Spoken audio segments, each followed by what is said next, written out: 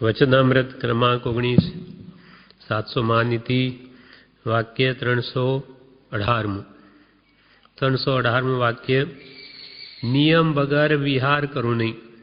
नियम वगर विहार करू नहीं मुनि मुनिने माटे छे के जे विहार माटेना भगवंतोए नियम घड्या तेनाथी बहार जवुं नहीं। नियम वगर विहार करू नहीं एटले भगवाने स्थविर कल्पी मुनिओने माटे जे नियमों करेला होय ते प्रमाणे विहार करो।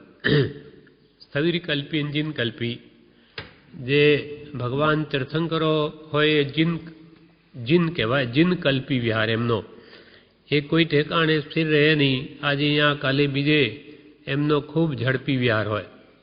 ज्यारे स्थवर कल्पी मुनि 1 महीनाथी वधारे क्या रही शके नहीं, पण 1 महीनो सुधी रही शके पछी तो एमने विहार करवो ज पड़े। 2 दिवस 4 दिवस 5 15 दिवस रहीने पण विहार करी शके, पण वधारे में वधारे 1 महीनो अने चोमासाना 4 महीना पण एक जग्याए रही शके। आवा स्थविर कल्पी मुनिओ माटेना नियमो छे।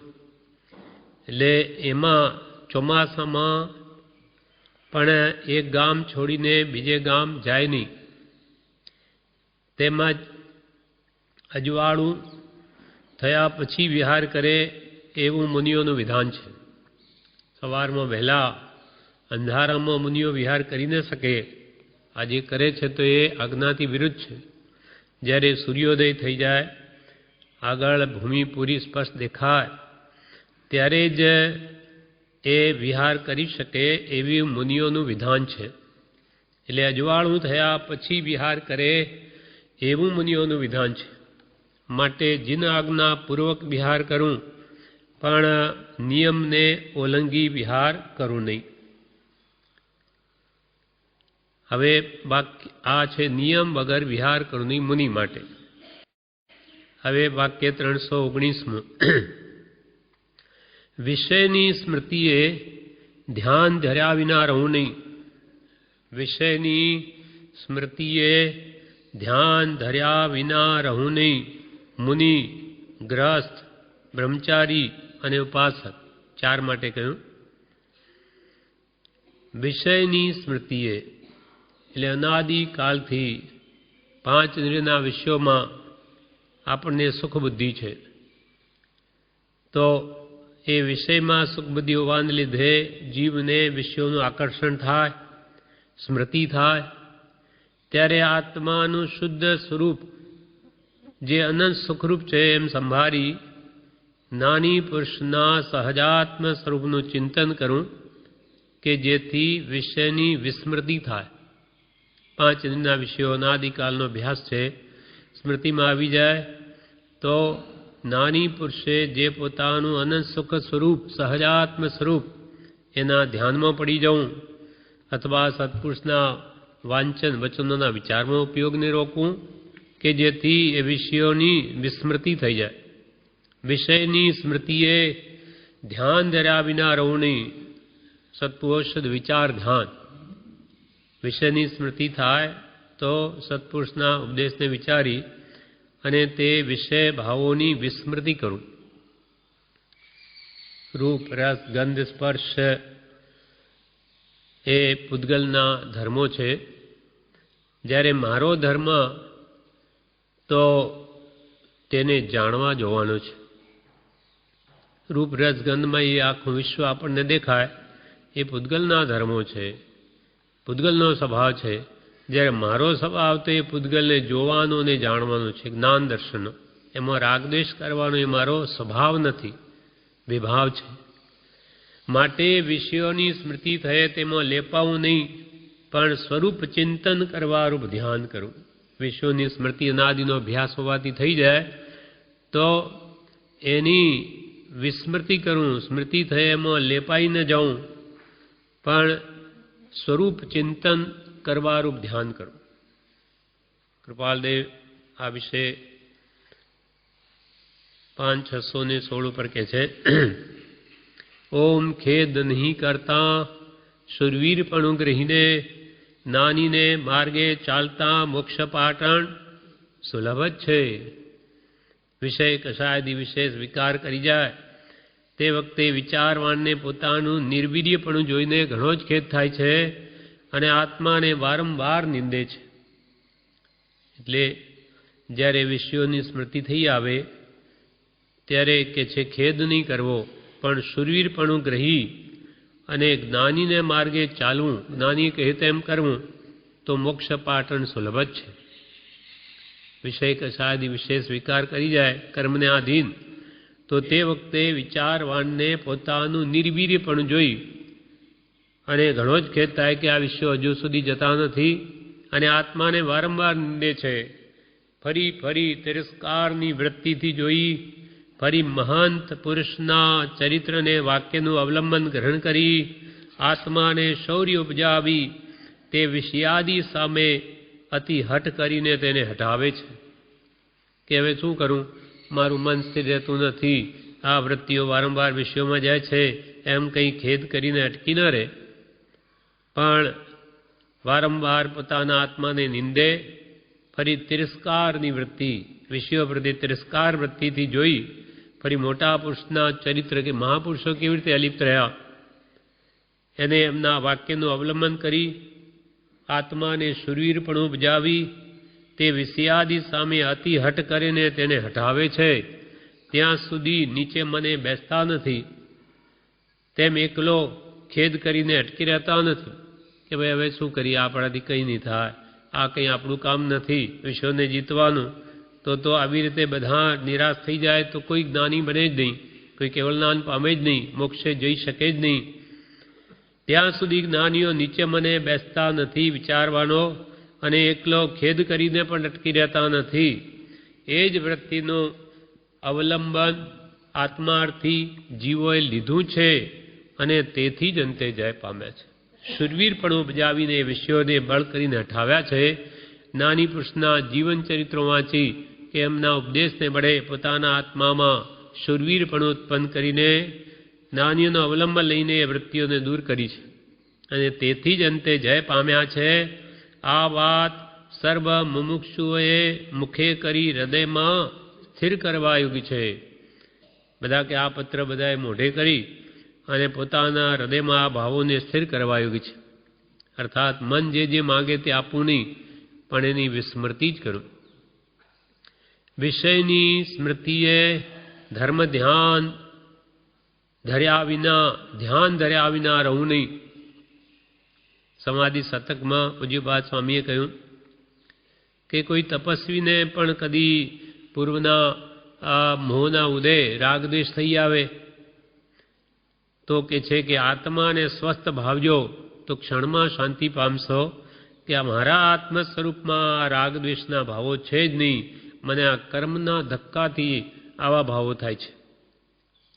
તપસ્વીને કદી મોહે રાગદ્વેષ જણાય જો ભાવજો સ્વસ્થ આત્મા તો ક્ષણમાં શાંતિ પામશો.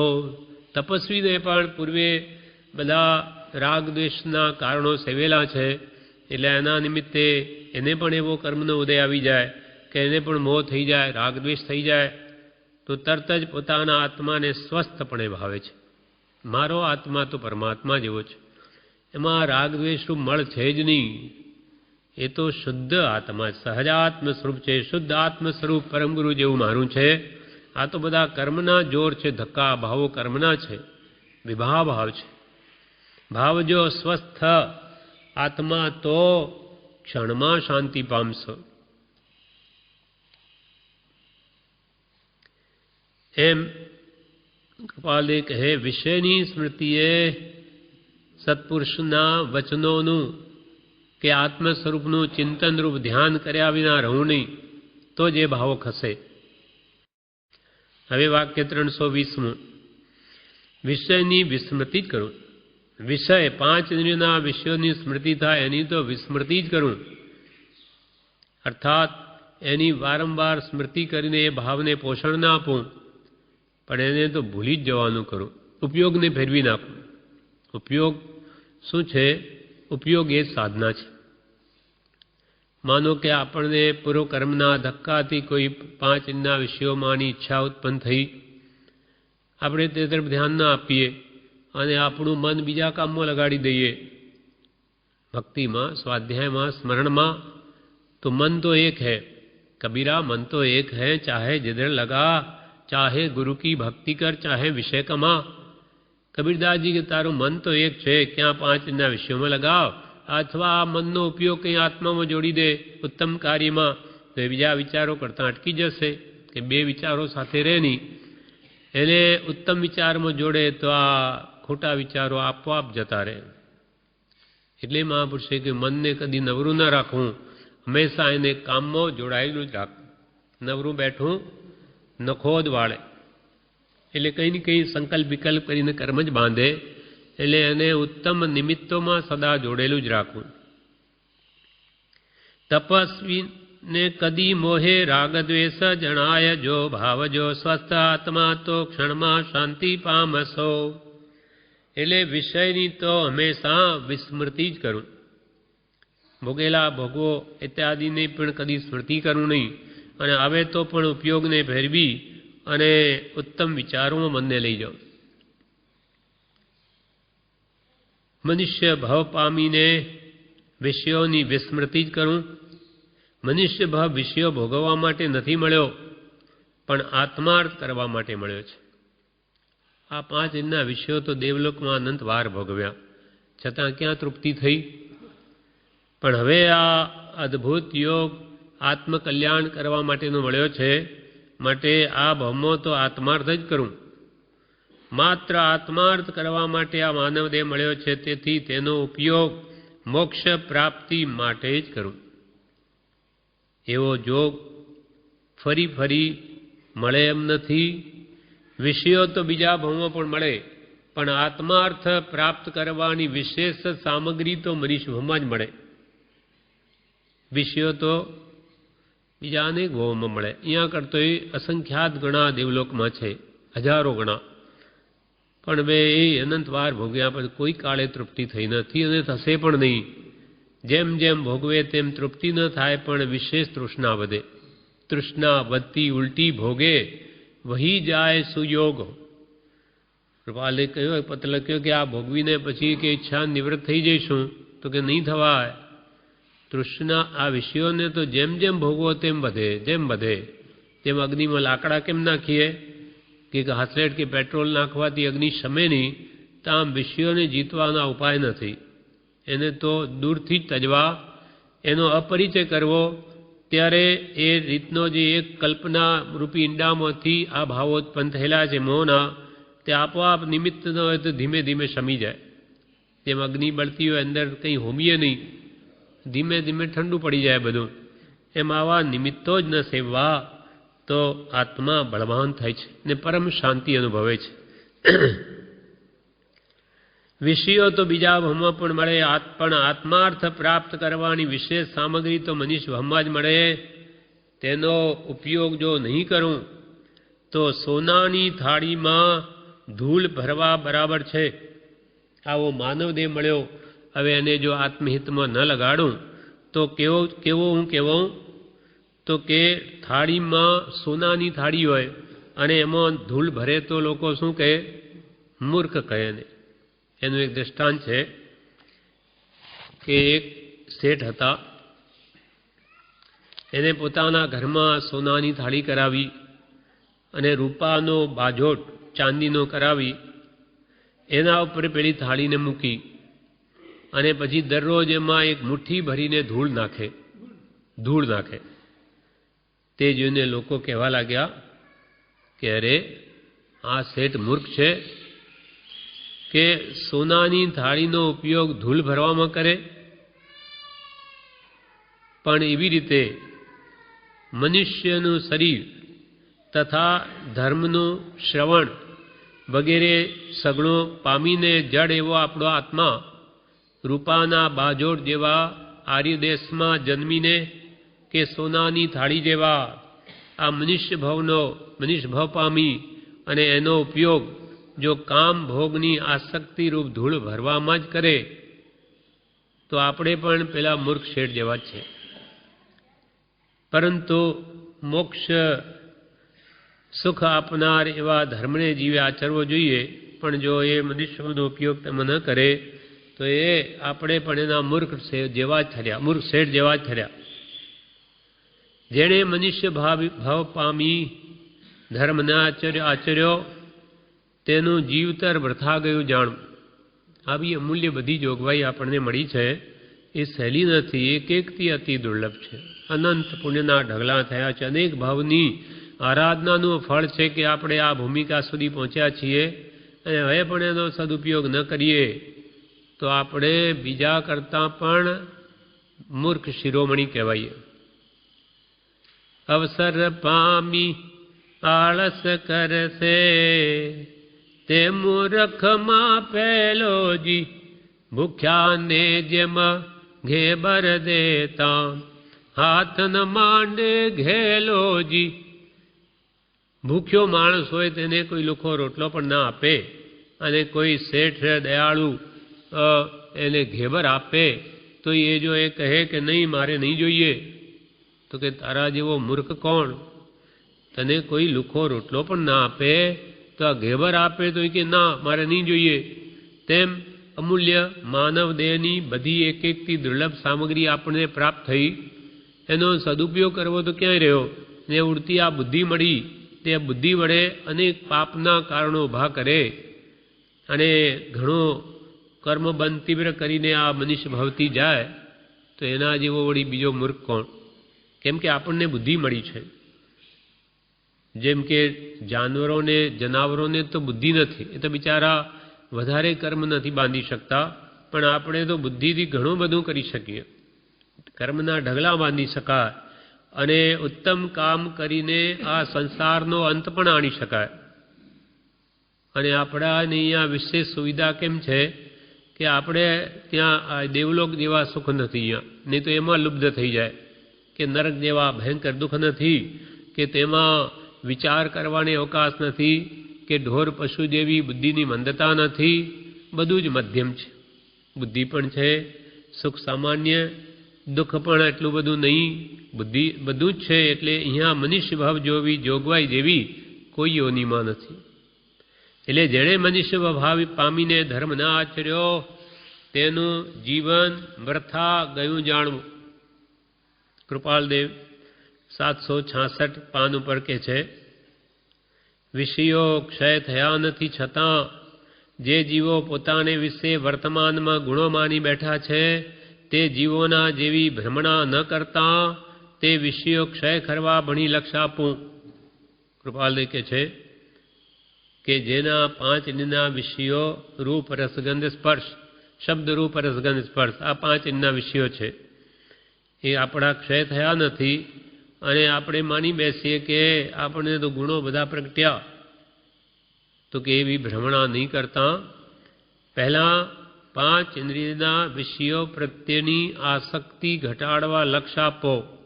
મંદ વિષય ને સરળતા, સહ આજ્ઞા, સુવિચાર, કરુણા, કોમળતા આદિ ગુણ પ્રથમ ભૂમિકાધાર.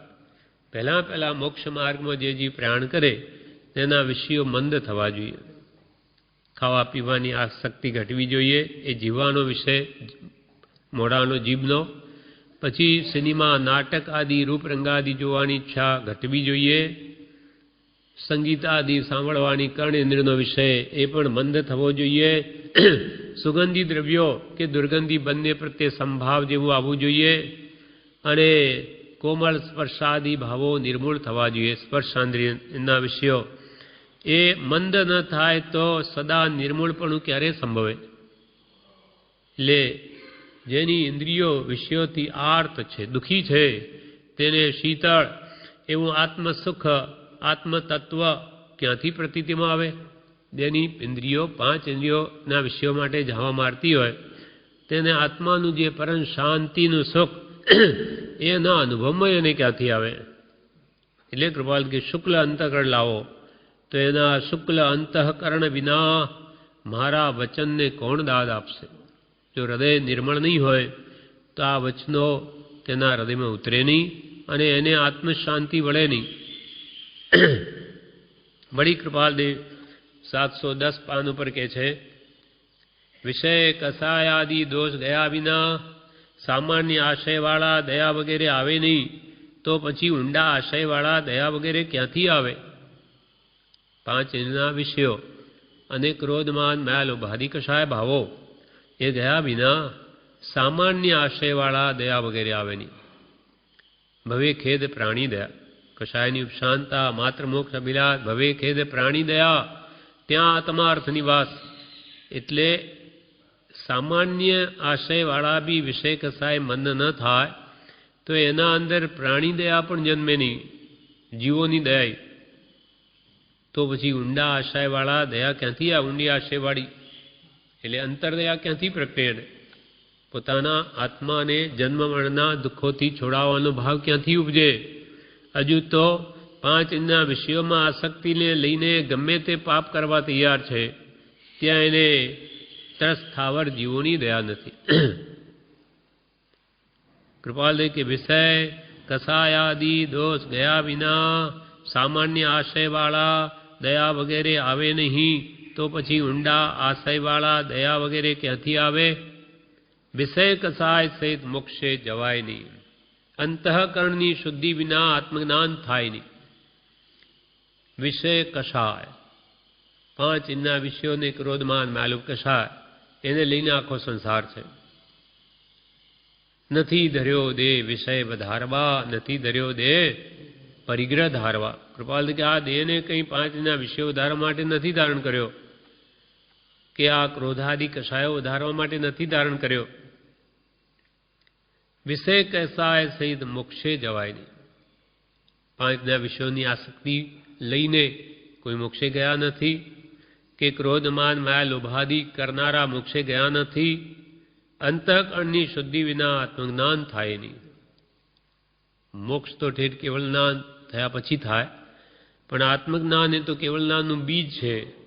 પણ એ પણ આ અંતઃકરણની શુદ્ધિ નહીં થાય, વિષય કસાયાદિ ઘટે નહીં, તો એને જ્ઞાન પણ નહીં થાય.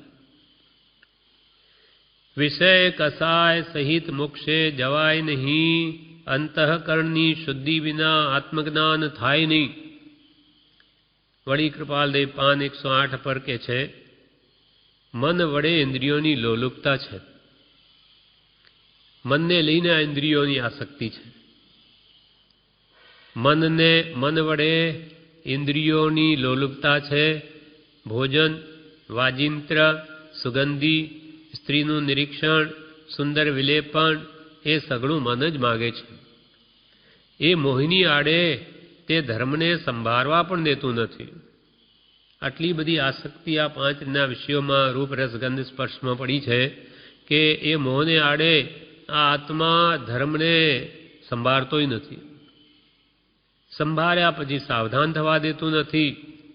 આ મોહ એવો છે જગતની પૌદ્ગલિક વસ્તુઓનો, કે કંઈક ધર્મનું શ્રવણ થયું હોય, સાવધાન થયો હોય, કે એને પાછો આગળ વધવા ન દે.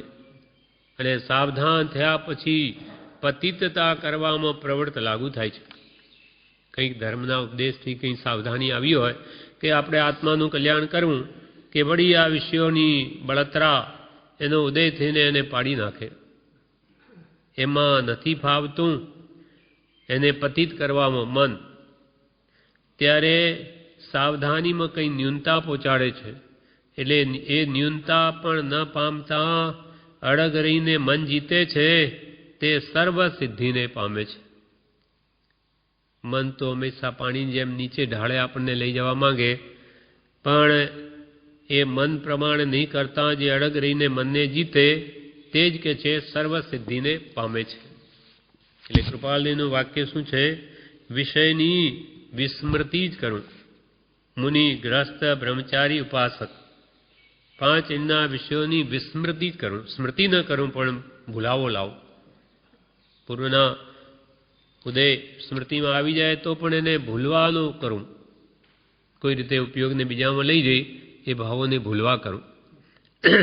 એના ઉપર એક દ્રષ્ટાંત પ્રભુશ્રીજી આપે છે ઉપદેશામૃતમાં, કે જ્ઞાની ગુરુના બોધે વિષયો ક્ષણ ભંગુર અને દુઃખદાયી ભાસ્યા. કેવી રીતે? તો કે 2 બ્રાહ્મણોનું દ્રષ્ટાંત પ્રભુશ્રી કહે બે બ્રાહ્મણ ભાઈઓ હતા, સગા બ્રાહ્મણ ભાઈઓ હતા.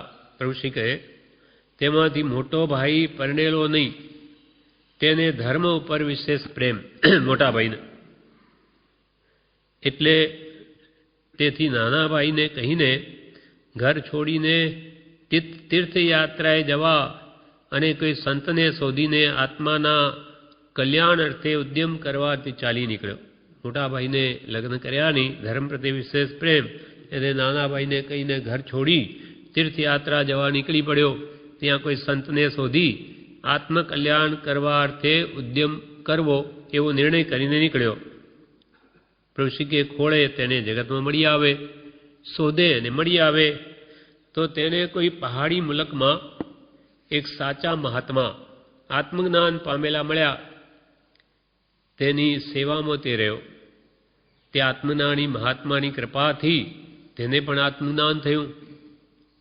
એટલે હવે એને આખું જગત સ્વપ્નવત જણાયું. આ બધું સપનું છે કે એક સપનું આવ્યું રાત્રે, જાણે હું તો રાજા થઈ ગયો, સવારમાં જુએ કે હતા ત્યાંના ત્યાં.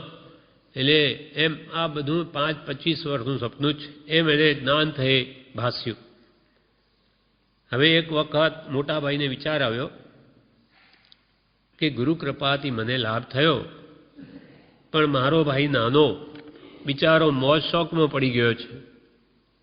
બાયડીનું ચામડું ધોળું હોવાથી તેના મોહમાં જ તેની સાથે ને સાથે બેસવા ઉઠવામાં બધો કાળ ગાળે છે. મોટા ભાઈ વિચાર્યું કે આ મારો નાનો ભાઈ પોતાની સ્ત્રી સાથે જ આખો દાડો મોહમાં જ એમો ને એમો કાળ ગાળે છે.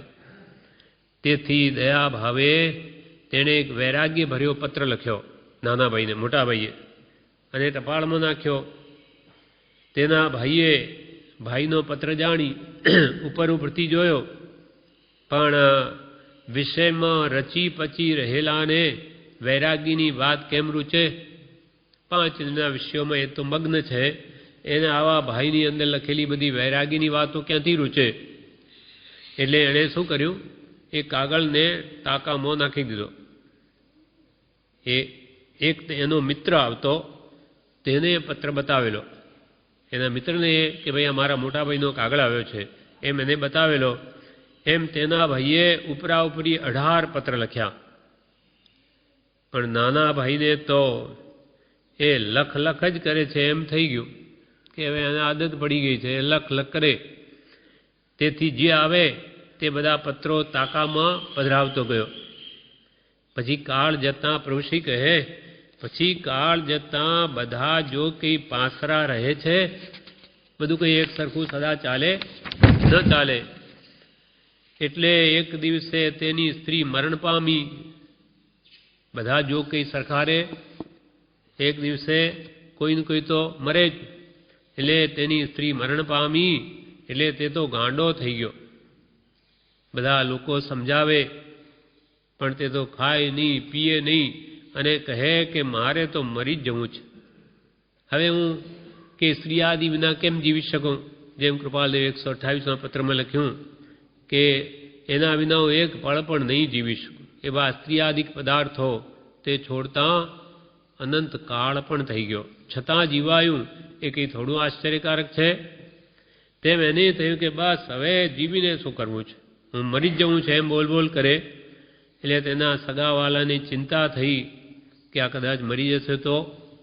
એટલે એના મિત્રને જઈને કહ્યું કે આ સોમલ અઠવાડિયાથી ખાતો નથી, તમે જરા આવીને સમજાવો ને.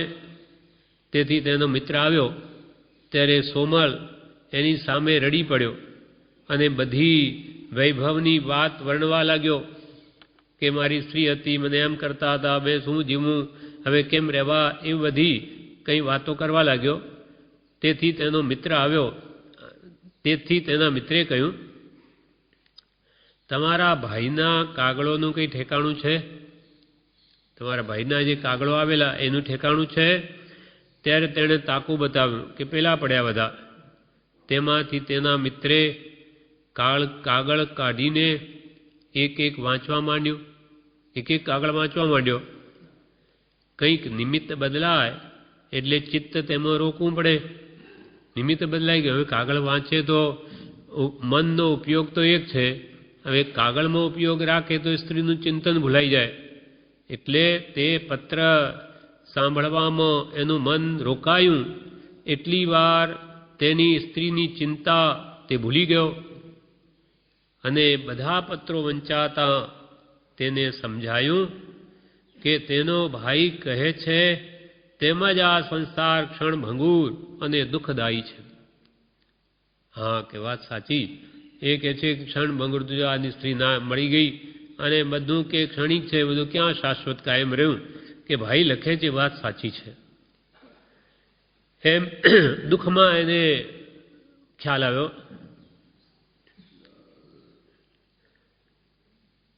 એટલે કંઈક નિમિત્ત બદલાય એટલે ચિત્ત એમાં રોકવું પડે. એક સમયે કંઈ બે ક્રિયા થાય છે.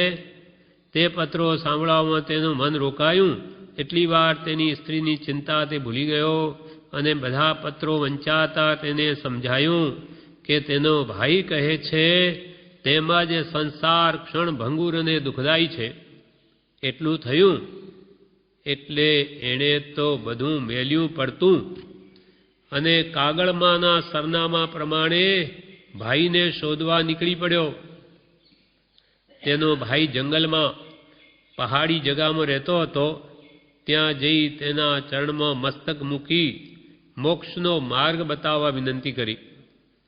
તે બંને ભાઈએ ધર્મ આરાધ્યો અને સોમલ બ્રાહ્મણ મરીને દેવ થયો. શુક્રનો તારો ઉગમણી આથમણી દિશામાં ચકચકતો દેખાય છે, ત્યાં જ એનો જીવ છે અને એ તેનું વિમાન છે. પ્રભુ શ્રી કે જે શુક્રનો તારો છે, તારો એ તો વિમાન છે દેવનું, પણ એમાં કે એનો જીવ એ વિમાનમાં જ છે. એમ ઉત્તમ નિમિત્ત મળ્યું ખાલી પત્રનું. વિષયોની વિસ્મૃતિ થઈ તો ઠેઠ ક્યાં સુધી પહોંચી ગયો? એટલે કૃપાલે કહે વિષયની વિસ્મૃતિ જ કરું ઉત્તમ કાર્યમાં મનને રોકીને. વિષય કસાય મોટા શત્રુ છે. બડી પ્રવૃત્તિ કહે 362 પાનું પર વિષય કસાય મોટા શત્રુ છે. વિષયો બહારથી ત્યાગ્યા તેનું ફળ છે, પણ અંતરથી ત્યાગ ન થાય ત્યાં સુધી કામ થાય નહીં. બહારથી વિષયો ત્યાગે એટલો લાભ જ થાય, પણ અંદરમાંથી વાસના કાઢે નહીં ત્યાં સુધી એનું આત્મકલ્યાણ નહીં થાય, મોક્ષ ન થાય. પણ અંતરથી ત્યાગ ન થાય ત્યાં સુધી કામ થાય નહીં. ઝાડ ઉપરથી કાપવામાં આવે તો મૂળ રહે ત્યાં સુધી ફરી ઉગે, નાશ ન પામે. પણ મૂળમાંથી છેદ થાય તો જ ફરી ઉગે નહીં. તેમ વિષય કસાય અંતરના નિર્મૂળ કરવા, વૃત્તિનો ક્ષય કરવા પુરુષાર્થ કરવો. કે ઝાડ ઉપરથી આપણે કાપી નાખીએ મૂળિયા તો અંદર હોય એટલે પાછું ઝાડ બહાર ઉગે. તેમ આપણે અંતરમાંથી વિષયની આકાંક્ષા, તૃષ્ણા, ઈચ્છા, ભાવના, કામના જો વિચારીને એ દૂર ન કરીએ તો પાછી વિષયોની ઈચ્છા ઉગી નીકળે. એટલે વસ્તુ સ્વરૂપ જ્યાં સુધી નહીં સમજાય કે ભાઈ આ ખાવાથી શું સુખ અથવા જોવાથી કેટલું સુખ મળ્યું અને કેટલું દુઃખ મળ્યું, સાંભળવાથી કેટલું સુખ મળ્યું અને એની તૃષ્ણા વધી તો કેટલું દુઃખ વધ્યું, એ બરોબર વારંવાર વિચારીને એનું તુલનાત્મક અધ્યયન કરે, કમ્પેરેટિવ સ્ટડી જેને કહે કે ભાઈ કયું સુખરૂપ ને દુઃખરૂપ, તેને વાત બરોબર સમજાઈ જાય. જેમ કે ટીવી છે આજના જમાનામાં, એને માણસ એક આનંદનું કારણ માને, મનોરંજનનું કારણ માને. પણ એ મનોરંજન તો અડધો કલાક કે કલાક પછી માણસ થાકી જાય, થાકે ત્યારે બંધ કરે. પણ એમાં જે દ્રશ્યો એને જોયા એ એના અંતરમાં એવી છાપ પાડે કે કલાકો સુધી નહીં ભૂલાય. એની સ્મૃતિ સપનામાં આવ્યા કરે કે આવા બંગલા, આવી ગાડી વાડી, આ બધું આપણને ક્યારે થશે. એવી તૃષ્ણાએ જે અંતરમાં ઘર કર્યું એને દિવસો કે મહિના કે વર્ષો સુધી એને દુઃખી કર્યા જ કરે. તો પછી સુખ તો કલાકનું અને દુઃખ વર્ષોનું. જીવન પર્યંત એમાં જે લપટી રહે, કંઈ માગવાથી કે જોવાથી મળતું નથી. એટલે અનેક પ્રયત્ન કરીને એ બાહ્ય શાતા સુખ ઉપજાવવા પ્રયત્ન કરે, પણ મળે કે ન પડે નક્કી નથી. ત્યારે અંતરમાંથી જે વસ્તુને વિચારીને ભાવ જ કાઢી નાખે તો પછી બધું સુખ જ સુખ છે. એમ એને અંતરમાંથી વિષય કસાય અંતરના નિર્મૂળ કરવા, વૃત્તિનો ક્ષય કરવા પુરુષાર્થ કરવો. વૃત્તિ કૃપાલે કે વિષયોની વિસ્મૃતિ કરવું, અર્થાત એની સ્મૃતિ થાય એવા સાધનોને સેવું નહીં, એવું પોષણ આપવું નહીં. બોધામૃત ભાગ 1માં જણાવે છે, ઇન્દ્રિયના વિષયોમાં ઇષ્ટ અનિષ્ટ ભાવ થાય છે, ત્યાંથી જ કષાયની શરૂઆત થાય છે. ક્રોધમાન માયાલોભ છે એ 5 ઇન્દ્રિયના વિષયોના કારણે છે. વિષયોની ઈચ્છા ન હોય, રૂપ રસ ગંધ સ્પર્શ શબ્દ આદિ, તો કોના માટે ક્રોધ કરે, કોના માટે માન સેવે, અથવા માયા પ્રપંચ કોના માટે કરે, લોભ કષાય પણ કોના માટે કરે. એટલે કે ઇન્દ્રિયોના વિષયોમાં જીવને રાગદ્વેષ થાય છે, ઇષ્ટ અનિષ્ટ ભાવ ઉપજે છે. અને ત્યાંથી જ કષાયની શરૂઆત થાય છે. ઇન્દ્રિયો રોકવા માટે મનને મંત્રમાં જોડે તો આડાઅવળી જોવા કરવામાં ન જાય. 5 ના વિષયો ઇન્દ્રિયો છે, જોવાનું, જેમ કે લઈએ આપણે આંખનો વિષય છે જોવાનો, તો એને જો સારા સત્પુરુષના વચનો વાંચવામાં લગાડી દઈએ તો એ શુભમાં ગયું મન, ઉત્તમ વિચાર એનાથી ઉત્પન્ન થાય. ને આનું આ ખરાબ જોઈએ ટીવી આદિ તો ખરાબ વિચાર ઉત્પન્ન થાય, એટલે પરિણામો આકુલિત થાય, વિષય બળતરા વધે અંતર. જ્યારે જ્ઞાનીઓના વચનથી વિષયની બળતરા શાંત થઈ જાય. એટલે ઇન્દ્રિયો રોકવા માટે મનને મંત્રમાં જોડે કે વાંચન વિચારમાં જોડે તો આડાઅવળી જોવા કરવામાં મન ન જાય. મન રોકાય તો ઇન્દ્રિયો જીતા. મનને આપણે સારા કામમાં લગાડી દઈએ તો ઇન્દ્રિયો તો કંઈ કરી ન શકે. ઇન્દ્રિયો રૂપી તો જાણે 5 ઘોડાઓ છે, એક રથમાં જાણે જોડેલા છે, અને એનો સારથી મનરૂપી સારથી. એ 5 ઘોડાઓની લગામ તો મનરૂપી સારથીના હાથમાં છે. પેલો જેમ ચલાવે તેમ ઘોડા ચાલે, એ લગામ પકડી રાખે તો ઘોડા શું કરે? તેમ મન જ કોઈ ઉત્તમ કાર્યમાં આપણું રોકાયેલું હોય તો ઇન્દ્રિયો તો બિચારી ગોખલા જેવી છે, પડી રહે, એ શું કરે? એટલે અહીંયા કહ્યું મન રોકાય. મન રોકાય તો ઇન્દ્રિયો જીતાય. એકમ જીએ પંચ, એક મનને જીતા 5 ઇન્દ્રિયો જીતાય. અને પંચમ જીએ 10, જેને મન જીત્યું એને 5 ઇન્દ્રિયો જીતાઈ ગઈ 6.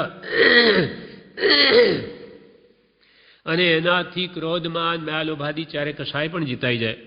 એટલે એક મનને જીતા બધું જીતાઈ ગયું. મન સાધ્યું તેણે સઘળું સાધ્યું.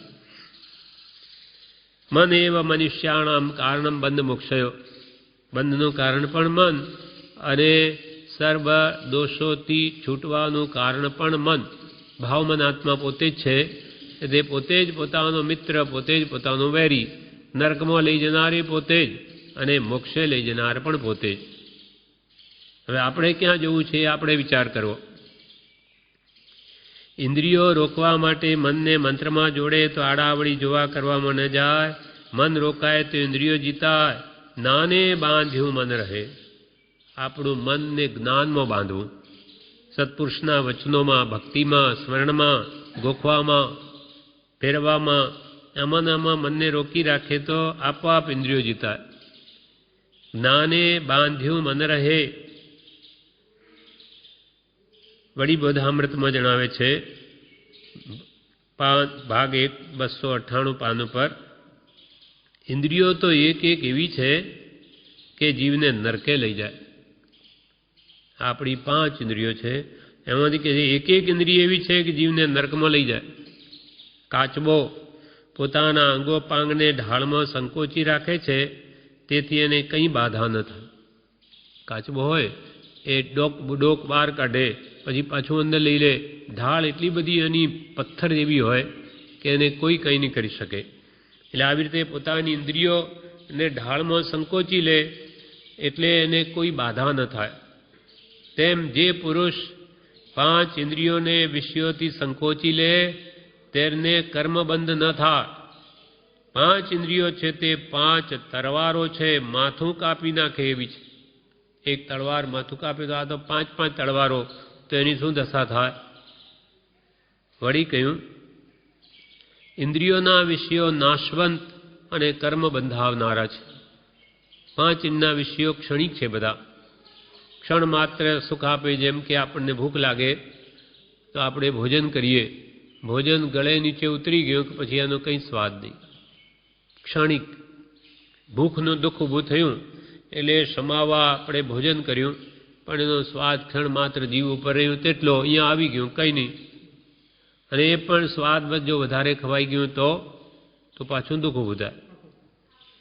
અને ખાતા છતાં પણ તૃષ્ણા નથી મળતી. કોઈ ખાવાની ગમતી વસ્તુ હોય તો કે હજુ ખાધે જ રાખું, પણ ક્યાં નાખે, ક્યાં ભરાઈ ગયું ગળા સુધી, એટલે બંધ કરે બસ. પણ વસ્તુ સારી છે તો કે સાંજે ખાઈશું, કાલે ખાઈશું, એ તૃષ્ણા પાછી બની રહે છે. એટલે એથી તૃપ્તિ તો થતી જ નથી. એટલે આ બધા વિષયો ક્ષણિક, નાશવંત અને તૃષ્ણાને જ વધારનારા છે. ઇન્દ્રિયો તો એક એક એવી છે કે જીવને નરકે લઈ જાય. કાચબો પોતાના અંગોપાંગને ઢાળમાં સંકોચી રાખે, તેથી એને કંઈ બાધા ન થાય. તેમ જે પુરુષ પાંચ ઇન્દ્રિયના વિષયોને સંકોચી લે તેને કર્મ ન થાય. ઇન્દ્રિયોના વિષયો નાશવંત અને કર્મ બંધાવનારા છે. ક્ષણિક સુખ માટે જીવો કેટલું બધું કષ્ટ વેઠે છે. આવા ક્ષણિક સુખ માટે આપણો આત્મા કેટલું દુઃખ વેઠે. એનો જે હિસાબ જો આપણે કાઢ્યો હોય કે ભાઈ ખાવાનું સુખ મેળવવું, પાંચેન્દ્રિયો એવી છે, તો એના માટે પહેલાં તો પૈસા લાવો, કમાવો, ગમે ત્યાંથી મેળવો, કલાકો મહેનત કરી, પછી વસ્તુ લાવો, પછી બનાવો, અથવા ત્યાં તૈયાર વસ્તુ લાવો પૈસા આપીને, પછી એને ખાવાનો સ્વાદ લ્યો. સ્વાદ તો એક 10-15 મિનિટનો, અને એ સ્વાદ લેવા માટે કેટલાય કલાકોની મહેનત કરવી પડે. જ્યારે જ્ઞાની કે આ બધું ક્ષણિક છે, જ્યારે તારા આત્માની અંદર જ અનંત સુખ છે.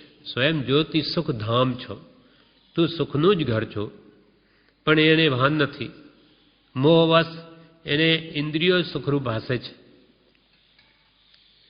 ક્ષણિક ઇન્દ્રિયોના ક્ષણિક સુખ માટે જીવો કેટલું કષ્ટ વેઠે છે. નાશવંત વસ્તુઓને માટે મનુષ્યભાવ ગુમાવવો નથી, એથી સંતોષ થાય એવું નથી.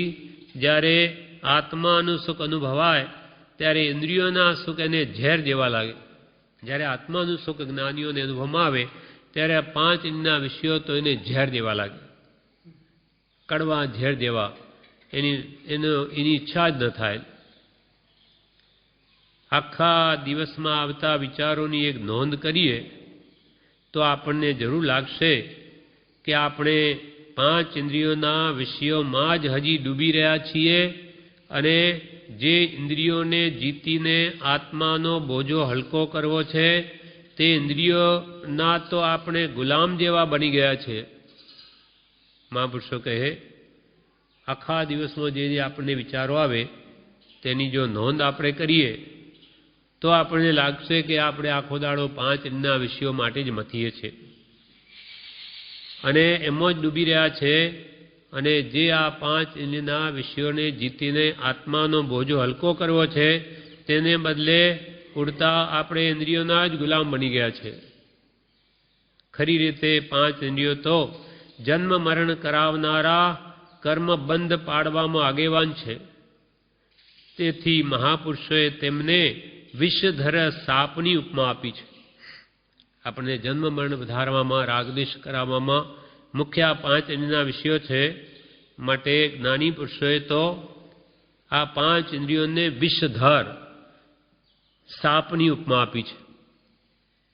જેમ કે ઘરમાં એક સાપ હોય ત્યાં સુધી ઘરધણી નિશ્ચિંતપણે ઊંઘતો નથી, તેને મરણનો ડર રહ્યા કરે છે. તો આ તો પાંચ ઇન્દ્રિયો તે પાંચ સાપ જેવી, તેને સોડમાં રાખી આપણે સુખી થવા ઈચ્છીએ છીએ તે કેમ બને? જ્યાં સુધી ઇન્દ્રિયો વશ ન થાય ત્યાં સુધી સુખે સુવા યોગ્ય નથી. તેમાં પ્રથમ જીભ જીતવા યોગ્ય છે. પહેલાં જીભ જીતવા યોગ્ય છે. જે આહાર ભાણામાં આવે તે ઉપર તુચ્છ બુદ્ધિ રાખી જેમ ગમે તેવો કચરો નાખી ખાડો પડેલો પૂરી દઈએ તેમ ભૂખ સમાવવા અને દેહ ટકાવવા પૂરતો આહાર લેવાની ટેવ પાડવી એ પહેલી જરૂર છે. સૌથી પહેલાં તો કે જીવવા ઇન્દ્રિયને જીતવી. ઇન્દ્રિય દમન કુ સ્વાદ તજ, મન દમન કુ ધ્યાન. ઇન્દ્રિયોને ઉન્મત્ત થવા રોકવી હોય તો કે સ્વાદને ઓછા કર. એના કેમ કે આને પોષણ મળે છે શરીરને. ઝાડને પોષણ નીચે પાણી ખાતર વગેરે આપીને એને પોષણ આપવામાં આવે, તેમાં મોઢું છે એ વડે આખા શરીરને પોષણ મળે. એટલે એને વિશેષ પૌષ્ટિક આહાર આપવામાં આવે તો ઇન્દ્રિયો ઉન્મત્ત થાય છે. એટલે કેવી વૃત્તિ રાખવી જીભને જીતવા?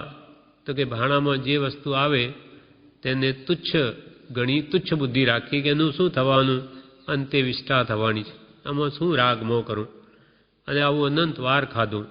તેમજ આ કંઈ મારો સ્વભાવ નથી આત્માનો ભોજન કરવાનો, પણ આ દેહ ટકાવવા ભોજન લેવું પડે છે. કે જેમ કોઈ ખાડો પડ્યો હોય તો એમાં હીરા માણેક મોતી નાખીને ભરવો એવું નથી.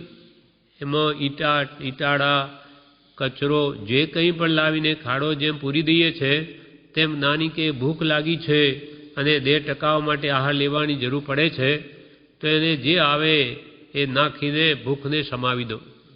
એટલે આવો ભાવ જેને રહે તે ખાતા છતાં બી બહુ અલ્પ કર્મ બંધ કરે. નાનીઓને આપણે એ જ ફરક છે. નાનીઓને એમાં આસક્તિ નથી, માટે ખાતા છતાંય ખાતા નથી. અને આપણે નહીં ખાતા છતાં ખાઈએ. કંઈ નહીં ખાઈએ તો મનમાં તો જે વસ્તુ ભાવતી હોય એની સ્મૃતિ રહ્યા કરે કે એ વસ્તુ ક્યારે મળશે ખાવાની, એવો ભાવ જે રહ્યા કરે. એટલે આપણે નહીં ખાતા છતાં ખાઈએ છીએ. આસક્તિના કારણે કર્મ બંધ થાય. આ પ્રમાણે આ વાક્ય પણ પૂરું થયું. આમાં કૃપાલદેવે 320માં વાક્યમાં કહ્યું કે વિષયની વિસ્મૃતિ જ કરું, 5 ઇન્દ્રિયના વિષયોને તો ભૂલી જ જાઉં. એટલે કે એની સ્મૃતિ કોઈ પદાર્થની થાય તો એને પોષણ ના આપવું, પણ એને કોઈ રીતે મનને બીજા ઉપયોગમાં સારા કામમાં જોડી અને એને ભૂલી જવાનો પ્રયત્ન કરવો. આ પ્રમાણે 320 વાક્ય પૂરું થયું. વિશેષ આપણે આવતીકાલે કહીશું.